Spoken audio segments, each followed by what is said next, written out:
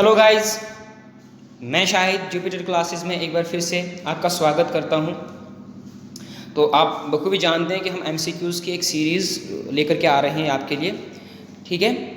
तो इस पे हम 2 वीडियोस ऑलरेडी बना चुके हैं, जिसमें हम आपका पहला यूनिट और कवर कर चुके हैं और दूसरे यूनिट पर एक वीडियो बना चुके हैं, ठीक है। तो आज मैं एमसीक्यूज़ लेकर के आया हूँ आपके लिए मॉनेटरी और फिस्कल पॉलिसी पे जी, और ये पार्ट 2 है। पार्ट 1 इस पर बना चुके हैं हम, ठीक है। तो ज़्यादा टाइम ना वेस्ट करते हुए हम सीधा अपने मेन मुद्दे पर आते हैं। तो पहला क्वेश्चन है आपका कि when was the fiscal responsibility and budget management act introduced, and the options are 2003, 2004, 2005 and 2006, ठीक है। फिस्कल रिस्पॉन्सिबिलिटी और बजट मैनेजमेंट एक्ट कब इंट्रोड्यूस किया गया? Options 2003, 2004, 2005, 2006 and the answer is 2003, ठीक है। दूसरा क्वेश्चन है कि टैक्सेस ऑन कमोडिटीज आर, कि कमोडिटीज यानी चीज़ों पे जो टैक्स लगता है वो कौन सा टैक्स होता है? ऑप्शन है direct tax, indirect tax, progressive tax या प्रोपोर्शनल टैक्स। तो गाइज, इससे पहले कि मैं आंसर दूं तो आप खुद से आंसर देने की कोशिश करो, ठीक है। ये बेटर रहेगा कि आपको भी पता चलेगा कि हाँ भाई, हमने अब तक जो पढ़ा है तो हम कितना सटीक पढ़ा है हमने, या फिर आपकी प्रोडक्टिविटी कितनी है, ठीक है। तो इससे पहले कि मैं आंसर दूं, आप खुद से आंसर देने की कोशिश किया करें। और गाइज, वीडियो को लाइक और शेयर किया करो यार, ठीक है। आपकी सपोर्ट की हमें काफ़ी ज़्यादा ज़रूरत है।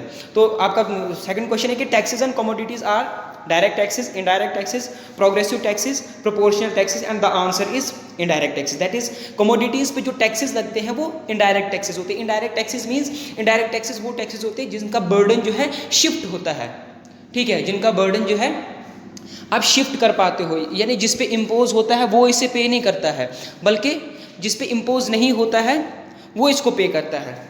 क्वेश्चन नंबर 3 है which of the following is a direct tax? इनमें से फॉलोइंग यानी कि दर्ज झेल में से कौन सा डायरेक्ट टैक्स है? और डायरेक्ट टैक्स, मैंने डायरेक्ट टैक्स उस टैक्स को कहते हैं जिस पे इम्पोज होता है वही इसको पे भी करता है। जैसे आपका इनकम टैक्स आ गया, तो सॉरी, आपके ऑप्शंस हैं excise tax, sales tax, income tax and custom tax. तो इस क्वेश्चन का आंसर देने में कोई दिक्कत नहीं होनी चाहिए, क्योंकि मैंने गलती से बोल ही दिया पहले। तो आंसर है option number C, that is income tax is a direct tax, क्योंकि ये जिस पे लगता है वही पे करता है। चौथा क्वेश्चन है आपका कि the most important source of income of a government is, सरकार का जो रेवेन्यू है, ठीक है, सरकार जो रेवेन्यू जनरेट करती है एक फिस्कल ईयर के लिए, तो सबसे ज़्यादा कहाँ से इसका रेवेन्यू आता है? ठीक है, निम्नलिखित में से सबसे ज़्यादा सोर्स, सबसे ज़्यादा महत्वपूर्ण सोर्स जो है सरकार की इनकम का, वो क्या है? फॉरेन लोन्स, ऑप्शन है आपके पास foreign loans, corporation tax, printing of new money and sale of government property. And the option number B is the correct, that is corporation tax is the most important source of income of a government, ठीक है। Question number 5, what is true regarding progressive tax? अभी progressive tax एक tax की form होती है, तो निम्नलिखित में से प्रोग्रेसिव टैक्स के बारे में क्या ठीक है, क्या सही है, क्या दुरुस्त है? ऑप्शन है आपके पास it increases with income, it brings equality in distribution of incomes, and it acts as a penalty for rich people, and the D1, both A and B, and the option number D is the correct, that is progressive tax increases with the income। जैसे जैसे आपकी income बढ़ेगी ये tax भी बढ़ता जाएगा, tax rate आप पर बढ़ता जाएगा। इससे क्या होता है कि ये डिस्ट्रीब्यूशन ऑफ इनकम में इक्वालिटी लेकर के आता है, यानी कि कम इनकम वाले लोग जो हैं वो कम टैक्स पे करेंगे, और जो ज़्यादा इनकम वाले लोग हैं वो ज़्यादा टैक्स पे करेंगे। इससे क्या होगा कि इनकम गैप जो क्रिएट होता है ना ओवर द टाइम लोगों के दरमियान में, सोसाइटी में, वो कम रह जाता है, ठीक है। तो इसीलिए ये इक्वालिटी लाता है डिस्ट्रीब्यूशन ऑफ इनकम्स में। तो option number D is the correct answer. तो गाइज यार, आगे बढ़ने से पहले यार एक और रिक्वेस्ट यार गाइज, प्लीज़ हमारे वीडियोस को, हमारे कंटेंट को यार शेयर किया करो, लाइक किया करो, क्योंकि आपका सपोर्ट ही मेन चीज़ है हमारे लिए। It is your support that will keep us alive, ठीक है। और इससे पहले कि आगे बढ़ूँ, एक और चीज़ मैंने बतानी है कि गाइज़, हम आपके लिए, हमारी जो जुपिटर क्लासेस की टीम है उसने आपके लिए सेक्शनल और मॉक टेस्ट लाए हैं, ठीक है, 150 प्लस टेस्ट हैं, ठीक है। तो आप उनको सिर्फ 99 रुपीज़ में परचेज कर सकते हो। ये स्पेशल ऑफर चल रहा है। आपको करना क्या है, आपको हमारा जुपिटर क्लासेस का जो एंड्रॉयड एप्लीकेशन है उसको डाउनलोड करना है। अगर आपके पास है तो कोई दिक्कत नहीं है, तो लिंक डिस्क्रिप्शन बॉक्स में आपको मिल जाएगा, तो उसको डाउनलोड करो जा करके, ठीक है। तो उसके बाद ऐप को खोलो और वहाँ पर कूपन कोड आपने इस्तेमाल करना है, ठीक है। कूपन कोड का इस्तेमाल करने के बाद आप ईजिली इन सारे टेस्ट को, 150 प्लस टेस्ट हैं, आप इनको ईजिली अवेल कर सकते हो विद ओनली 99 रुपीज़। तो आगे बढ़ते हैं, क्वेश्चन नंबर 6 कि when is budget presented in parliament. Hindustan में, हमारे इंडिया में पार्लियामेंट में बजट कब पेश किया जाता है। अब ये बजट है क्या, सबसे पहले तो बजट क्या होता है, एक फिजिकल ईयर में खर्चा और रेवेन्यू कहाँ से हमने जनरेट करना है उसका estimation. It is actually the estimate of the revenue and the expenditure of the government in a physical year. एक फिजिकल ईयर में खर्चा कहाँ कहाँ पे करना है और इनकम कहाँ कहाँ से आएगी, ठीक है। तो इसका एस्टिमेट होता है एक तरीके से बजट, ठीक है। और हमारे इंडिया में कब प्रेजेंट किया जाता है, ऑप्शन है आपके पास 31 March, 1 April, last working day of February and 1 February, and the option number D is the correct. That is हमारे इंडिया में जो बजट पेश किया जाता है पार्लियामेंट में वो 1 फरवरी को पेश किया जाता है। इससे पहले लास्ट वर्किंग डे, अब मुझे एक्चुअल में डेट याद नहीं है कि साल याद नहीं है कि ये कब से चेंज हुआ है, तो आई थिंक 2017 के बाद ये ट्रेंड चला कि 1 फरवरी को हम बजट पेश करते हैं। उससे पहले लास्ट वर्किंग डे ऑफ फरवरी को पेश किया जाता था बजट, ठीक है। 7वां क्वेश्चन है, physical policy in India is formulated bye. Hindustan में फिजिकल पॉलिसी को कौन फॉर्मुलेट करता है, ठीक है। आपके पास ऑप्शंस हैं, reserve bank of India, planning commission, finance ministry, securities and exchange board of India. तो कौन फॉर्मुलेट, फिजिकल पॉलिसी क्या होता है, फिजिकल पॉलिसी एक इकोनॉमिक पॉलिसी है जिसके थ्रू सेंट्रल गवर्नमेंट जो है इकोनॉमिक एक्टिविटीज़ को रेगुलेट करती है सो दैट कि डिजायर्ड इकोनॉमिक गोल्स हमें अचीव हो सकें, ठीक है। तो हमारी इंडिया में फिजिकल पॉलिसी को फॉर्मुलेट करता है finance ministry. That is option number C is the correct answer, ठीक है।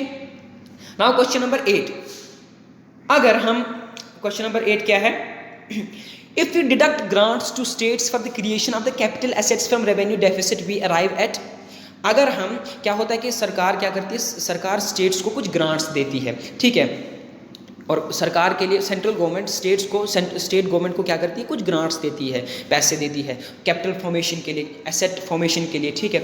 And capital formation is very important for economic growth and economic development of a country. तो इसीलिए ये कहते हैं कि अगर हम इस ग्रांट को डिडक्ट करें किससे, रेवेन्यू डेफिसिट से, तो हम किस पे अराइव होते हैं। आप ऑप्शन है आपके पास primary deficit, net fiscal deficit, budgetary deficit, effective revenue deficit, and the option number D is the correct. That is जब हम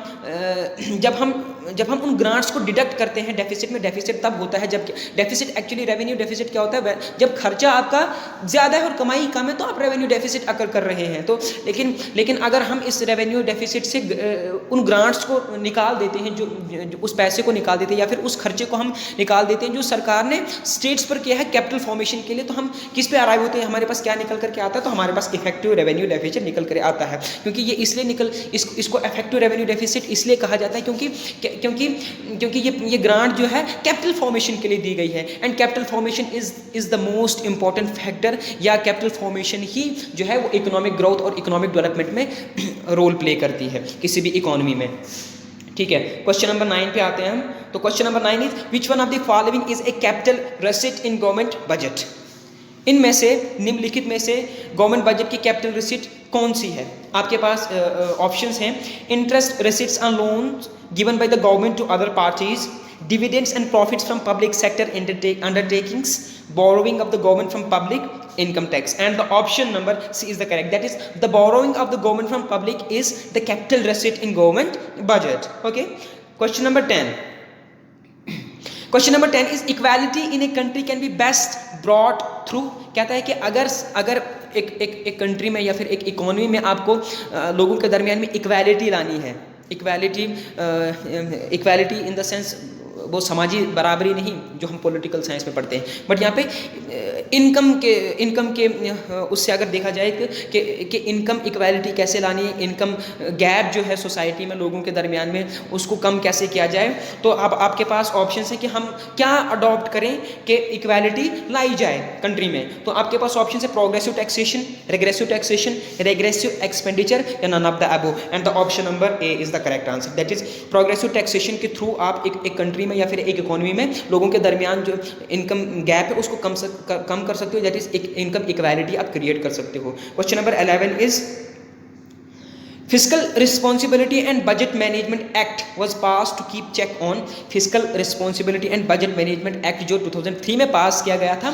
तो इसे क्यों पास किया गया था, इसको किस लिए, यानी कि किस चीज़ पर चेक, किस चीज़ पर कंट्रोल करने के लिए इसको पास किया गया था। ऑप्शन है आपके पास fiscal deficit only, revenue deficit only, both fiscal deficit and revenue deficit, and neither fiscal deficit nor revenue deficit, and the option number C is the correct. That is fiscal deficit और revenue deficit पे check करने के लिए, control डालने के लिए इसको introduce किया गया था 2003 में। ठीक है, question number 12, every year the economic survey is conducted under the guidance of, कहता है कि हर साल जो इकोनॉमिक सर्वे है वो किसकी गाइडेंस के अंडर जो है कंडक्ट करी जाती है। ऑप्शन है आपके पास office of economic adviser, central statistical office, national sample survey organisation, department of economic affairs, and the option number A is the correct answer.